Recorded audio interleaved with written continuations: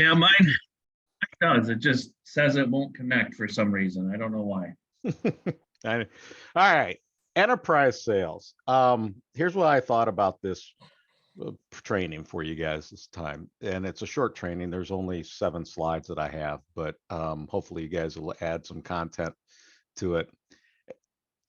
One of the biggest differences between an amateur salesperson and a really high professional salesperson is the ability to create urgency and value for the prospects and help shorten the sales cycle. An enterprise sale to me is something that has at least 3-6 month or maybe even longer sales cycle, typically also a large volume sale.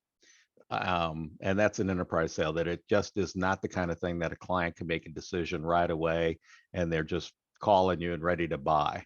And I think you guys fit in that category very well. That's an enterprise sale, right? It's a tough, long sales cycle typically, unless a client comes to you and already knows exactly what they want, what type of signage, already has an idea, or maybe even hands you the schematics, maybe. But what would you say the average sales cycle is for you guys? How long? Anybody? Yeah, it's 3 months, maybe at the longest. 3 months. Some of them go any longer than that though, where it's, boy, I really want to do it, but it's not in our budget, and our budget isn't until next year, and call me back in next year. Now, let me ask you a question, Wayne. What do you mean by sales cycle? From when to when? From the time you make the initial contact, the first appointment with the client, to the time that the client says, yes, I want to buy. I understand installation might be longer, but I'm talking about your sales cycle to when you hand it off to the installers. That's still about 3 months then? Yes, it's approximately 3 months, 2 to 3 months. But as Leah said, some of them take longer because they got to go to the committee meetings and all these other things.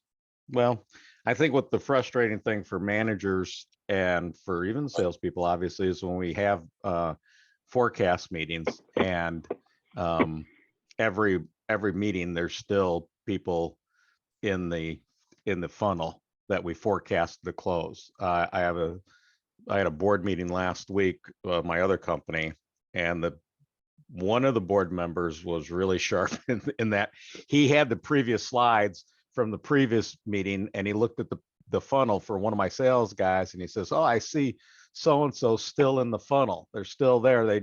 You said they were going to close in April, yet they're still on the funnel now, and they're not going to close in your forecast until June.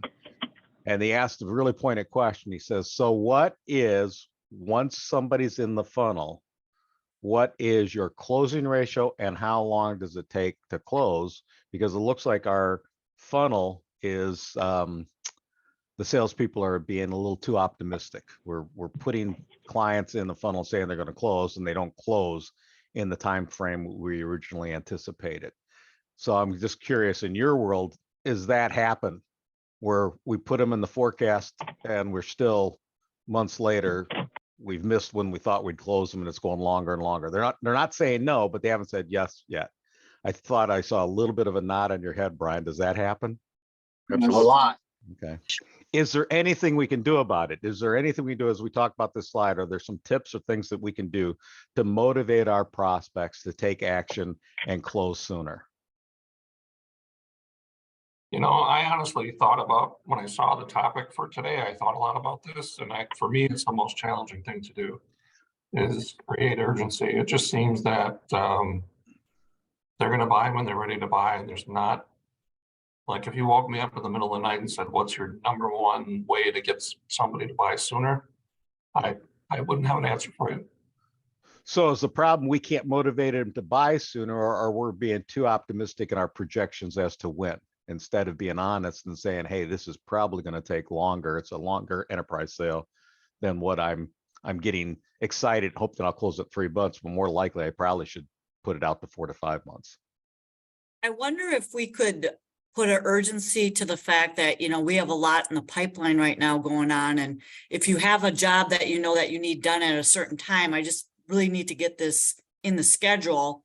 Maybe throw that back as, you know, there's a urgency to put something on the schedule because we're so busy. And we Mhm. want to make sure you get your sign installed in time Kim, that you that's, want. I appreciate that because that's one of the slides we're going to talk about is that how do you create that sense of urgency by doing that, by showing what your sales cycle is, what's going on.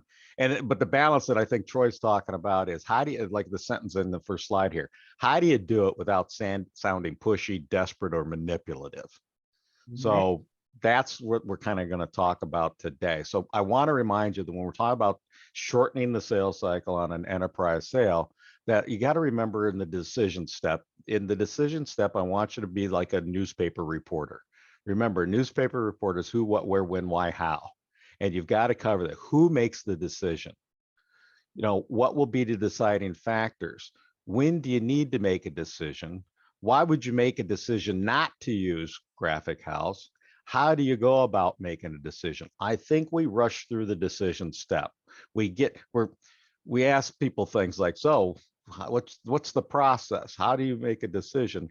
Or we even say, who makes the decision? And we don't answer all of these questions in here.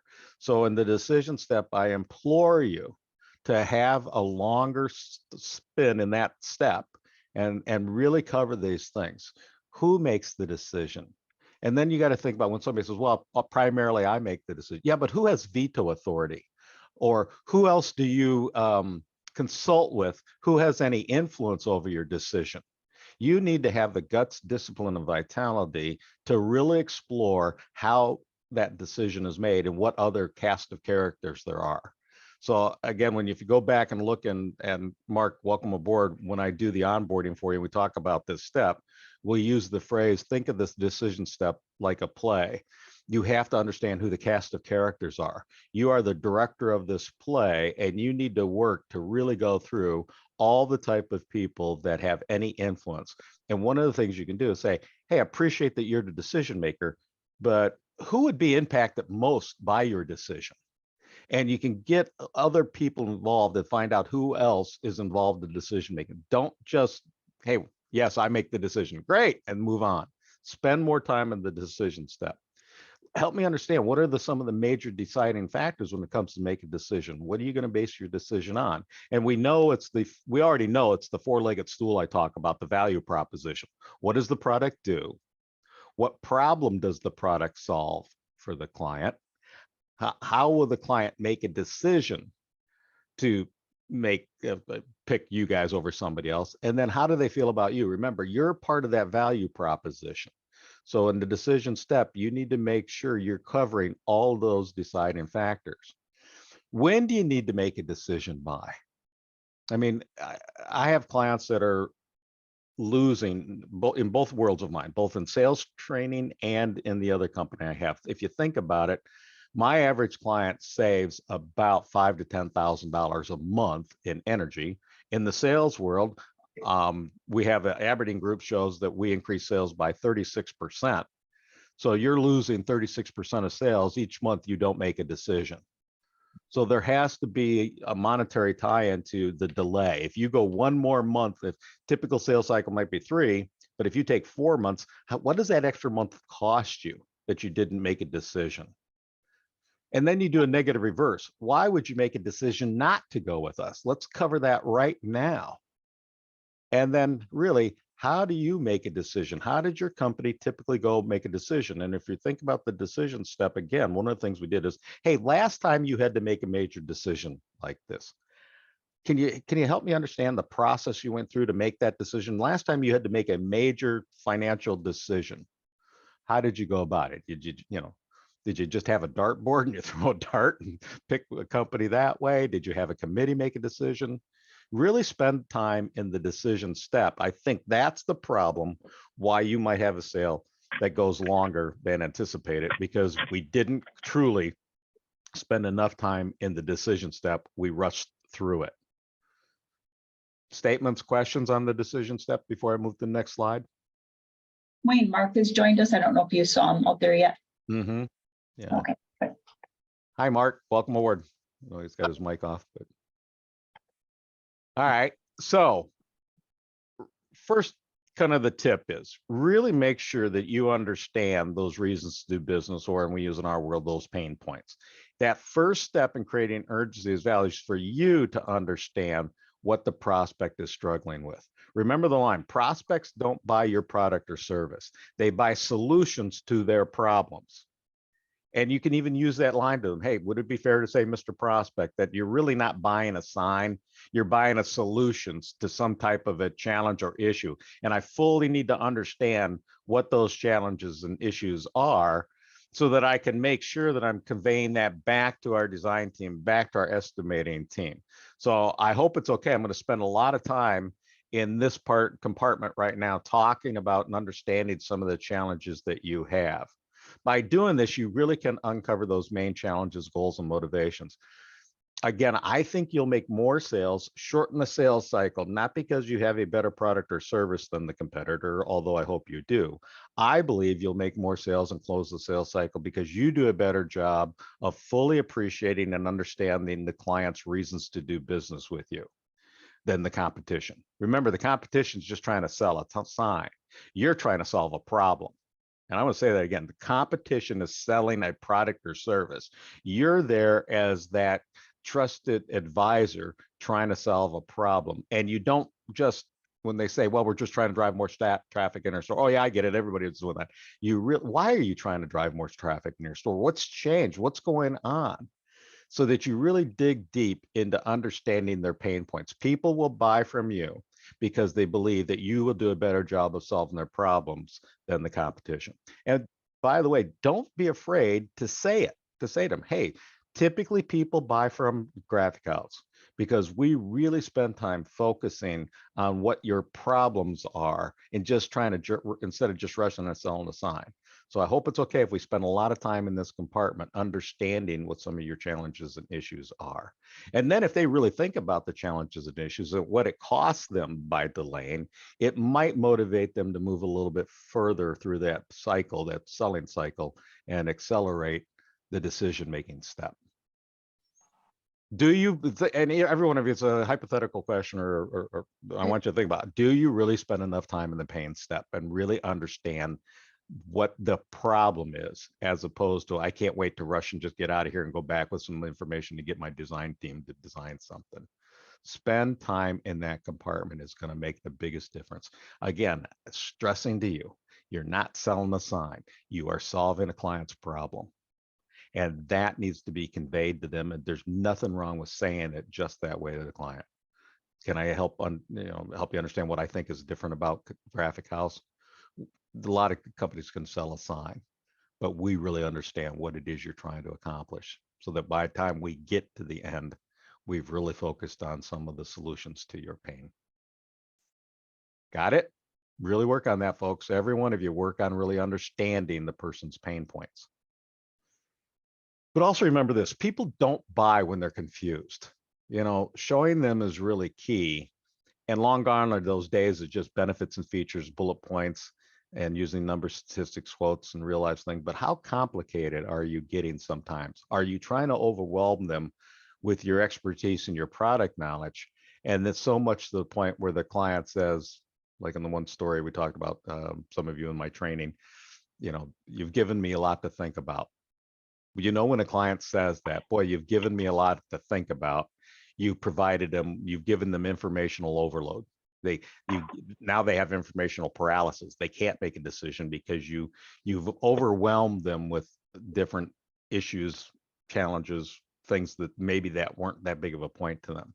So highlight those benefits and the value proposition. So again, once you've gone through and you've gone all through those pain points, now you need to show them how your offer can save them time, money, and resources, increase their productivity or performance, whatever it is that they're looking for. Use testimonials to back up your claims and demonstrate that you have that credibility. Remember, there is that line that I've used that some of you have heard, different is better than better. So what makes you different than the competition? What is the difference? And it could be as simple as your design build, and you ask the client, hey, what are some of the challenges you think working with a design build firm would solve for you, other than working with a broker who then farms it out? What do you think some of those challenges, or how does that help you solve some of your problems? couple lines to remember. You've heard them before, but reinforcement helps in training. People believe only half of what you say, but 100% of what they say. So instead of telling them the advantages of a design build, ask them what they think the advantages would be of working with a company to design build as opposed to a broker. Just get the client to say it, because it resonates more when they say it. You know the answer to the question, but you can do a good job of asking questions that lead them to the discovery process. That helps move the whole process along when the client believes they were part of the solution, that they came up with the ideas. But the title of this slide, people don't buy when they're confused. I've got a sales rep, new one that I hired in Colorado, and his first proposal was 8 pages long. He wanted to cover everything. And I said, first of all, you think the prospect's going to read it? Second, you buried the lead. You put the problems we solve on page 8. And one of the things that I learned when I was doing fundraising and we were writing letters to people, one of the tips they gave us is when you write a letter, a draft to somebody, even an email, however you ended it is how you should have started it. So think about that when you're writing your emails or letters. How did you end the statement? And then turn around and start with that. And the PS usually is also, the PS is when people put things, oh, PS, blah, blah, blah, blah, blah. Well, that's how you probably should have started it. So again, he buried the solutions, what we can do to solve the problem, and should have started with it. Hey, we can do this, this, and this. And if we did this, that would help you how. So don't forget to use that line too. If I'm able to do this, this, and this, that would help you how. Instead of telling them, let me tell you how I'd help you. You offer the solutions, but then ask the client, that would help you how. So use some testimonials if you haven't. I'm sure, Kim, I haven't looked at your website for a while, but you guys probably have some. We do. Good. Good. All right. So this is where it gets to what Kim was talking about. Create scarcity and exclusivity. That other way to create urgency and value proposition is to create that scarcity and exclusivity for your offer. And you have to be careful because it could sound manipulative or he's doing this, but you can offer some type of a, here's what you get, here's why. And it could be as much as, boy, if you can make a decision before this time, we can lock in the prices, we can do this, but there has to be some exclusivity offered to the person to make it sound like they're getting something that, they have to act sooner or else they might lose. If you can't make a decision until such and such time, what would you lose by not making the decision? So I'm going to try and see if I can show you something that I did and see. Did it change my screen? Yeah. Data ring? All right. So here's what I did. And this is a real life story, and I hope you don't mind that I use examples, but I think examples help you. Couldn't get a client to make a decision. So I rewrote the proposal to him and I redlined it, and I actually sent it to him and said, hey, the shared savings option is no longer available. And I crossed out what were the original proposals put in there. And now the installation cost has gone up to $1,200 instead of $10,600, gone up $2,000. And I went through and I redlined the proposal for him and revised it. And I got the sale, by the way.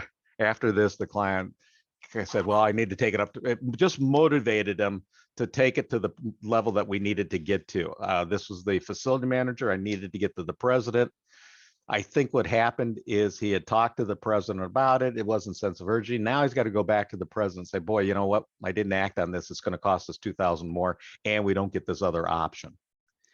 So what I'm asking you guys is there anything you can have or take away or change when somebody's taken too long to make a decision? Yes, no?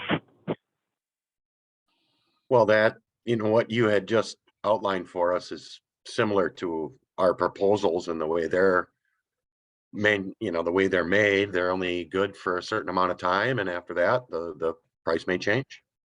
So May change. May change. I mean, we don't, you can't predict, material pricing and things like that. So, Can you add, if you don't make a decision by June 3rd, just add another 10% to this to be safe as far as potential? There has to be Good one. some pain. Again, people are motivated to action by the intensity of their pain. There has to be some pain element to motivate them to make a decision. Dave and I have that with hospital up in Bad River by Ashland. And the CEO of the hospital actually asked us for help by saying, please put this proposal back to me and tell me I need to make a decision by June 15th. So that when he went to his board, he could say, if we don't make this decision, this price is going to change. Right now, they're willing to, he asked us to do that, to help him to get a decision made by the council. Correct, Dave? correct. So, I mean, that's that right there, right? Yeah, Exactly right. what we're looking for. And that guy understood it. So putting it out there to them when they're going to their decision makers and saying is, we say that in our proposal in writing, but having a conversation regarding that would be different, and pulling that to the top and just saying, just because it's in writing doesn't mean we always enforce it. So by having a conversation says that, just so you know, I can only hold this for so long. And it says that on your proposal will help, I think, in that manner.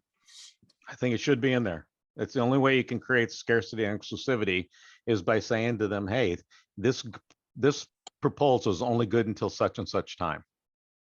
And then you have to really say to them, typically after that, if we go longer, it's going to be an increase of about 10% because cost will go up during that period of time. Does that make sense? Would that be fair? Remember to add, would that make sense? Would that be fair? So it doesn't sound as manipulative, and the client says, yeah, what do they do in their world? Some of the best things you can do is ask them, hey, what do you do as far as what do you guys sell? And in your world, to shorten the sales cycle, what do you guys have to do? And many times they'll say, well, we have to, we can't guarantee prices until, yeah, that makes sense. Same here. But again, I understand that this is that balance between not sounding manipulative. This good is only good until Friday. And but you have to tell them why the product or the service is only good until such and such time. There has to, again, remember, people are motivated to action by the intensity of their pain. No pain, no motivation to make a decision. So And I'll make say sure you that, cover the timeline, because for permits and things, the approval process, it's generally 8 to 10 weeks. So the longer that they would take to make a decision, the further out the installation of their sign would be. And do you have to, is it an additional cost for you then? If they delay, now we got to go back to the municipality or whoever and get, approval again, or do more work on the approval process and the permitting? No, it would just extend the timeline. Okay. if But there's it doesn't cost you any more to spend more time on that, the longer that there's additional man hours that sometimes we don't always factor in to our proposals. The longer that it takes, you're still spending time working on a project. So if Yeah. you can add that into your value proposition that, hey, we'll do the first setup, we'll do the first permitting. If it goes longer, now we got to make sure there's no changes. We got to make sure that the city council didn't meet and change an ordinance.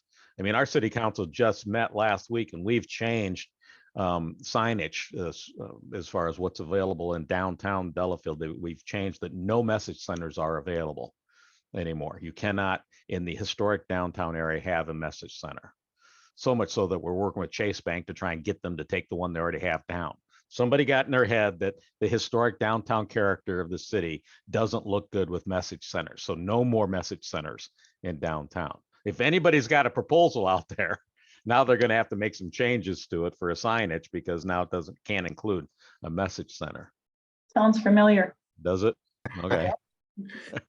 One of my Well- thoughts on this was maybe using a certain material that's used in the sign, say brick. The brick supplier only guarantees this for so long. I can't guarantee it. That's a lever. We've based this sign quote based on what we have in inventory. And if it goes longer and then the inventory is not available when you do pull the trigger, now we're going to have to reprice it because now we're going to have to order something that we already paid for in inventory that now we don't have. There has to be, your job, as from the first slide said, is your skills to create that sense of urgency, that there is a cost to the client if they continue to delay. That is your job to figure out how to create that sense of urgency. 2 more slides, all. Again, using that social proof and authority, that effective tool that you can use to create instance sense of urgency or value, is by making sure you leverage your happy clients with people. So I took a snips from our website where I've got facility managers doing testimonials for us. Lead with, send those testimonials in advance so they don't even have to ask for it. But it does help create that ROI by using testimonials from your other clients.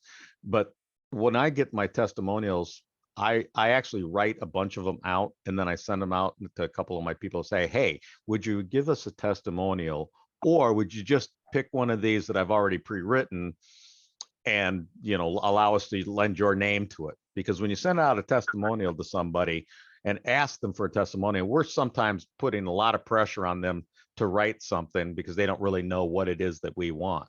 So I send out about 4 or 5 different pre-written testimonials and just ask, hey, will you do that? And what I'm putting in the testimonial is what problems we solve for those people.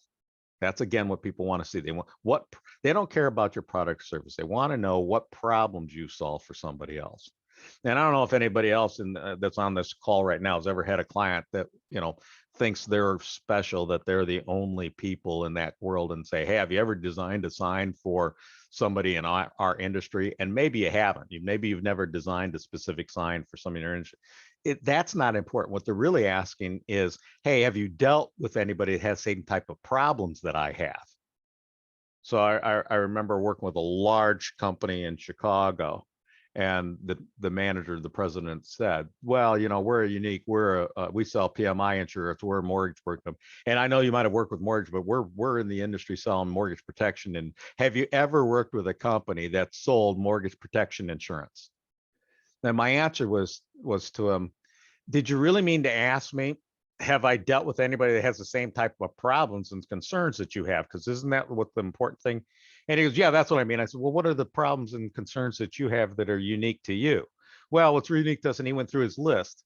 And yes, I had to work with people who had those same problems. I'd never worked with a mortgage protection insurance company, but I worked with people who had the same type of problems. So that's one of the things you need to do is, again, focus on the problems you're solving. And in your testimonials, make sure those people put that in there, what problems you solve for them that they had. Not that, yeah, they're a great company to work with. They showed up on time. The people were wonderful and friendly. Put in those testimonials exactly what problems you solve for the client. Use those sources that you have to create that value proposition. Because again, what's coming down, if the sales cycle is too long, it's because we didn't do a good enough job showing the client that we can solve a problem. And so they're still thinking about it. They're thinking about maybe somebody else can solve my problem because we didn't really spend enough time with the value proposition. Kim, anything you got to add here? Or I didn't know if there was anything you wanted to say. I think it's good. Okay. And then apply. And the final tip is to create that urgency, to apply that unique principle urgency that you have. You know, when you're communicating to people, you need to use phrases like now, today, even don't delay, or what's it costing you to delay before it's too late. You need to put, as you continue to work with people, phrases that create that sense of urgency all along. You know, boy, I need you to reply to this email soon so that I can put it into our production schedule. It's important that we don't delay getting you in our production schedule so that I can meet the deadline that you gave me. Before it's too late, I need to have information about the municipality so that we can get to the decision makers. There just has to be you using the type of words, phrases that throughout the entire process create that sense of urgency. Otherwise, if you don't feel like it's urgent, the client doesn't feel like it's urgent. But again, the idea is to make sure that you go all the way back to the beginning of the steps that we've taught you. And for Mark, when we talk about 7 steps, the binary pour, upfront contract, pain, budget, then decision. Spend time before you even present in the decision step, the who, what, where, when, why, how. How are you going to go about making a decision? What's the process? Never say to somebody, so are you the decision maker? Always start with, hey, help me understand the process you're going to go through when it comes to make a decision. Who has influence or veto authority over this? What's the decision based on? Why did you need to make a decision? When do you need to make a decision? And make sure you cover those decision points that we talked about. You just have to create that sense of urgency remember it this way. If you can shorten the sales cycle by even a month, what it does for you as a salesperson is allows you to move on to the next sale instead of spending time still trying to close this one. Remember the most important word in sales? Next. Next. And we spent so much time chasing people because we didn't do an effective job of creating that sense of urgency. So that was the presentation for today. Brian, anything you want to follow up with that I missed? No, but I think that every one of us on this call can have an example pop in their head right away where this tactic would have been useful. I think Kevin and I are driving to one right now for a meeting today that's based on sense of urgency because that's what we placed with them. And so that's forcing a meeting today so that they get it decided because like Leah said, you start talking about there's other factors involved that just length of time, and situations are different. It's identifying what those issues are with the client and then rotating on that and coming back with the tactics you're talking about here to help shorten that cycle. So I think it was good stuff. Something we're all fighting out here. Okay. No doubt about it. Well, here's what I'm going to suggest to those of you that aren't driving. Don't waste the next half hour that you'd already planned to work with us. Spend that time reviewing something that you think you need to in the decision-making step. Think about whether you do a good job at the decision-making step or are you rushing through it too soon? Are you rushing? Because remember, it's bond report, upfront contract, paying, budget, decision, then fulfillment. The decision step is the last step before we pitch. And some people are so ready to do premature presentation that they rush the presentation step and didn't cover the decision step. Do a better job in the decision step. So spend some time thinking about where you need to improve in this. Are you really asking the who, what, where, when, why, or are you only asking who? And when they say, oh yeah, I'm pretty much the decision maker, you think, great, and then you move on.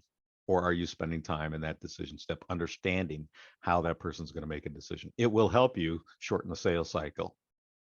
Okay. All right. So- Anybody else? All right, then I will let you guys go. All right. Have a good day, everybody. And I'll Wayne, you too. Thanks, next week, Wayne. remember, by the way, next week is not a session because it's the 5th Monday or Tuesday in the month. So we won't have a session next Oh, week. well, I'll do a special session for everybody then to fill in, Wayne. I think everybody'd be really happy for that. Thanks, Brian. Hello? Did everybody Thanks. cut off already? Yeah, So- they're gone. Yeah. Yeah.